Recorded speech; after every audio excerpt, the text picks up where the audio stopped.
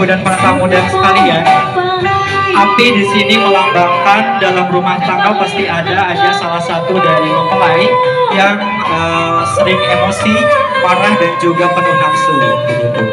Nah, Teh Mei dan Adafa, kalau misalkan dalam rumah tangga ada yang penuh emosi dan juga amarah, jangan dua-duanya marah juga, tetapi harus ada salah satu yang bisa menyucikan hatinya dan juga bisa meredamkan emosinya. Dipersilakan untuk dimasukkan ke dalam kendi. Di dalam kendi ini ada air. Air di sini melambangkan yang tadi saya sudah katakan, bahwasanya jika ada di dalam rumah tangga perselisihan, harus ada salah satu yang bisa menyucikan hatinya dan juga meredamkan amarahnya.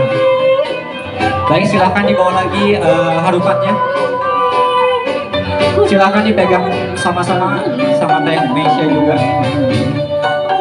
Baik, Bapak Ibu dan para tamu dan sekalian, di sini ada 7 lidi.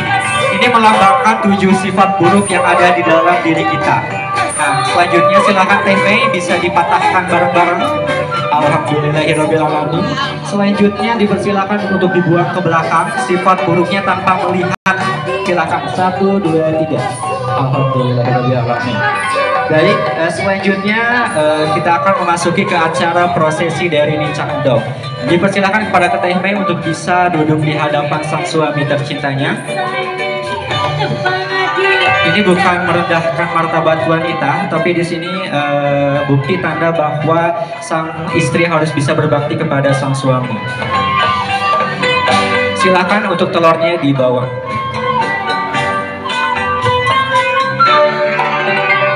Silakan Teh Mei untuk bisa membukakan sepatu dari suaminya.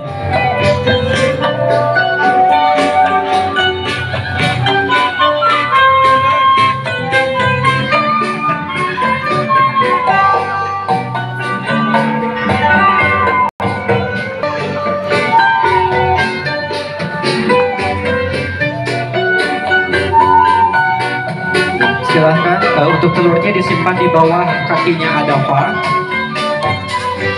Dan untuk tangan Teh Mei bisa disimpan di atas kakinya Adafa.